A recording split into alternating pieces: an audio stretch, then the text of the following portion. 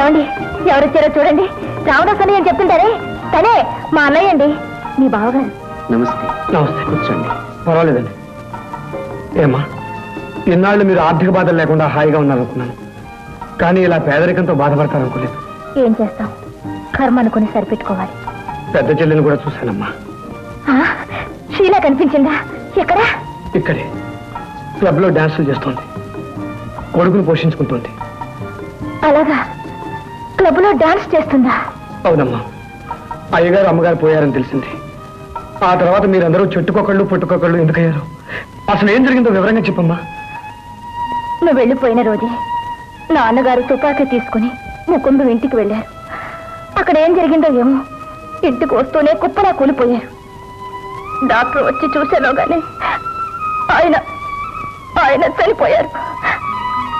ఆ తర్వాత కొన్నాళ్ళకి అమ్మ దీపక్ని వాళ్ళ నాన్న ముకుందాన్ని పిలిపించింది. ఎందుకు పిలిపించారో మీకు తెలీదా ముకుందం గారు? ఈ ఇంటి దీపం ఆరిపోయింది. ఆయన తర్వాత ఈ ఇంటి విషయాలు, ఆస్తి వ్యవహారాలు చూసుకోవాల్సింది ఈ ఇంటికి కాబోయే పెద్దలుడు మీ అబ్బాయి దీపక్కే కదా. ఈ మీ మాట ఫస్ట్ క్లాస్, ఏ క్లాస్, నెంబర్ 1. కానీ ఆస్తంతా వీడి పేరు పెడితేనే కానీ పెళ్లికి ఒప్పుకోనంటున్నాడు అంటారు. కానీ నాకు రెండో కూతురున్నదన్న సంగతి మీ అబ్బాయి మర్చిపోయినట్టున్నాడు. ఆ చింత మీకు అక్కర్లేదు. ఇంటికి పెద్దలుడు కాగానే ఎంతో కొంత కట్నం ఇచ్చి మరదలకు పెళ్లి చేయకుండా ఉంటాడా? అలా ఉంటే మనం ఊరుకుంటామా? నచ్చచెప్పి చెవుమేలు పెట్టి ఫస్ట్ క్లాస్, ఏ క్లాస్, నెంబర్ 1 గా ఆ అమ్మాయి పెళ్లి జరిపిస్తాం. కానీ మనవడో మనవరాలో పుట్టకుండానే ఈ పెళ్లి జరిగితే మంచిది. ముందు మీ ముగ్గురు ఈ స్టాంప్ పేపర్స్ మీద సంతకాలు పెట్టి ఫస్ట్ క్లాస్, ఏ క్లాస్, నెంబర్ 1 గా హాయిగా ఉండండి. గత్యంతరం లేక ఆ స్టాంపు పేపర్ల మీద సంతకాలు పెట్టాం. ఆ రోజు నుండి ఇంటి మీద, మా మీద కూడా వాళ్ళ పెత్తనం అధికమైంది. అమ్మ ఆదిగులతోనే మంచం పట్టింది. దీపక్ దృష్టి నా మీద పడింది. అతను నన్ను ప్రేమించానని, పెళ్లి చేసుకుంటానని వేధించడం మొదలుపెట్టాడు. ఒకరోజు అమ్మతో చెప్పాను. ఆ రోజు పెద్ద తగాదా అయ్యింది. ఆవేశంలో అమ్మ మెట్ల మీద నుంచి జారి కింద పడి చచ్చిపోయింది. ఆస్తంతా వాళ్ళు స్వాధీనం చేసుకుని మమ్మల్ని బయటకు గంటారు. వారంతా చూస్తాను. అప్పుడు షీలా నిండు గర్భవతి. నాకు చెప్పకుండానే ఎటో వెళ్ళిపోయింది. నాకు ఎటు చూసినా ఆదరించే వాళ్ళు కనిపించలేదు. దీపక్ ఎప్పుడు ఏ అఘాయిత్యం చేస్తాడో అన్న భయంతో నాకు బ్రతకడం కన్నా చావడమే నయమనిపించింది.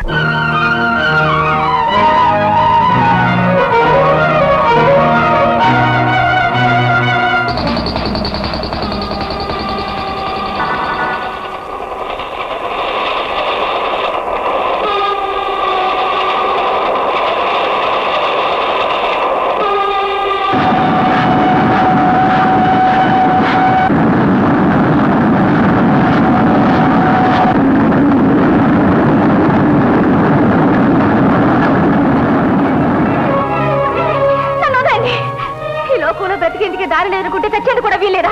నన్ను ఏదో బ్రతికించారు. అనవసరంగా నిండు ప్రాణం పోతుంటే చూడలేక బ్రతికి నరకం అనుభవిస్తుంటే చూడగలరా? అదేంటి? అవునండి, ఏ వంక నానే వాళ్ళు లేని ఆడపిల్ల ఒంటరిగా ఈ లోకంలో బ్రతకడం అసాధ్యం. తోడుగా నేనుంటాను. మీ బ్రతుకు నేను భరిస్తాను. మీకు అభ్యంతరం లేకపోతే నేను మిమ్మల్ని పెళ్లి చేసుకుంటాను. అప్పుడు మీ బావగారికి ఉద్యోగం ఉండేది. బాబు పుట్టిన తర్వాత ఫ్యాక్టరీలో సమ్మె జరిగింది. అప్పుడు ఆయన పనిలోంచి తీసేశారు. ఆ తర్వాత ఏ ఉద్యోగం దొరకలేదు. నేనే 2 ఏళ్లలో పాచి పని చేస్తూ సంసారాన్ని నెట్టుకొస్తున్నాను.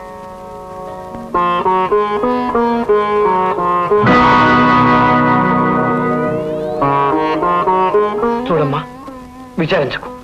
నా అల్లుడు అదృష్టవంతుడు. అన్ని కష్టాలు గట్టెక్కుతాయి. ఇప్పుడు వస్తానమ్మా, ఇప్పుడు వస్తాను. ఏమండి, మా అన్నయ్య మన ఇంటికి రావడం ఇదే మొదటిసారి. కాస్త కాఫీ అయినా ఇవ్వలేకపోయాం. నిజమే, కానీ మనకిప్పుడు కొత్తగా అప్పించేవాళ్ళు ఎవరు? తెలిసిన వాళ్ళని ఇంకోసారి అడిగి చూడకూడదు? ఇస్తారని నమ్మకం లేదు. అయినా ప్రయత్నం చేస్తాను. నమస్కారం సార్. ప్రకాష, ఎన్నాళ్ళకి వచ్చావయ్యా బాకీ తీర్చడానికి? తీతి చూడండి, మొత్తం బాకీ 650. నేను బాకీ తీర్చడానికి రాలేదు. అంటే మళ్ళీ అప్పడానికి వచ్చావా? అవునండి, అనుకోకుండా మా బావగారు ఒక ఆయన ఇంటికి వచ్చారు. ఆయన కనీసం కాఫీ అయినా ఇవ్వకపోతే బాగుండదు. అందుకని ఓ బావయ్య, సిగ్గు లేకపోతే సరి. ఇవ్వాల్సిన బాకీకి 6 మాసాల నుంచి దిక్కు లేదు. ఏ ముఖం పెట్టి రావడానికి వచ్చావయ్యా? బాబా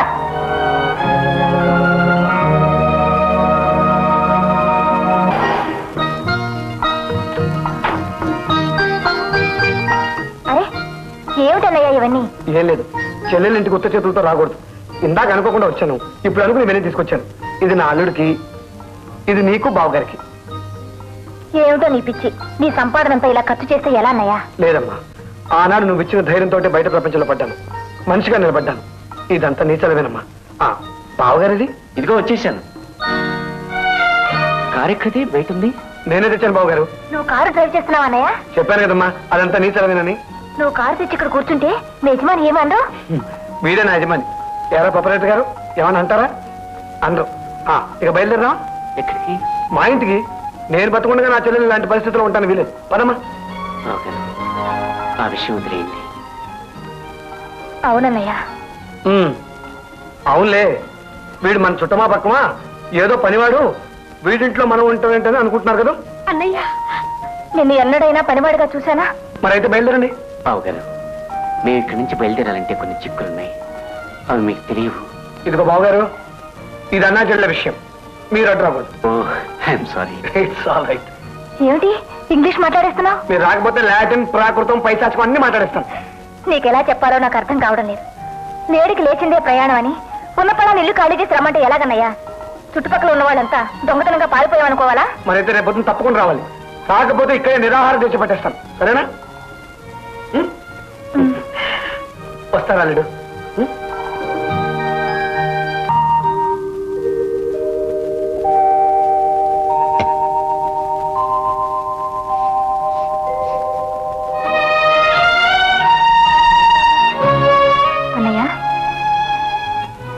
రాత్రంతా ఇక్కడే కూర్చున్నావా? లేదమ్మా, రాత్రంతా నిద్ర పట్టలేదు.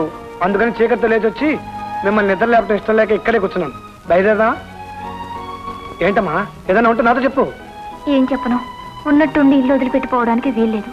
పోవాలన్నా చుట్టుపక్కల వాళ్ళు పోనివ్వరు. అవునండి, నాకు పని లేకపోవడంతో ఇంటి చుట్టూ అప్పులున్నాయి. అవి తీరిస్తే కానీ ఇక్కడి నుంచి కదలేదు. అదే విషయం. రాత్రే మీ బాకీలని తీర్చేస్తానండి. అన్నయ్య, తోడబుట్టిన వాళ్ళైనా ఇలా ఉంటారో ఉండరో కానీ. సరే సరే, ఎండెక్కిపోతుంది. రండి రండి. బాబేడి అల్లుడు, అల్లుడు.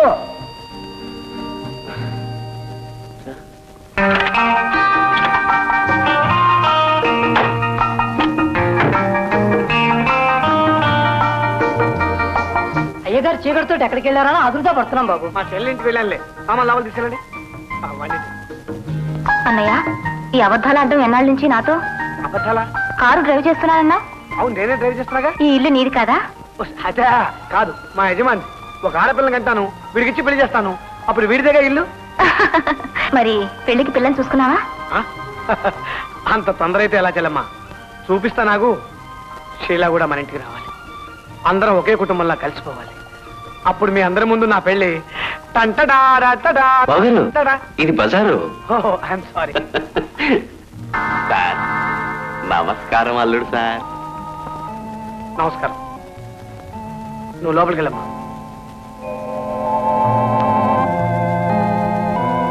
ఏం కావాలి? డబ్బు లేవు.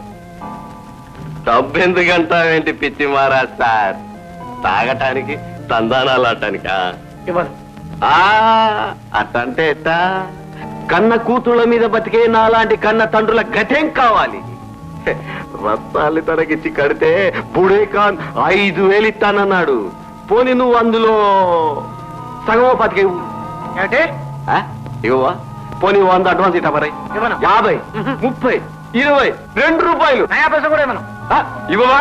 ఇదిగో రామదాసు, మా రత్నాల్ని దాచేసి నువ్వే ఎత్తుకెళ్ళిపోయావని పోలీస్ కేసు గుచ్చేశానంటే నీ పేరు, నా పేరు తాటికాయలంత అక్షరాలతో పేపర్లో పడిపోతాయి. జాగ్రత్త. అలాగా?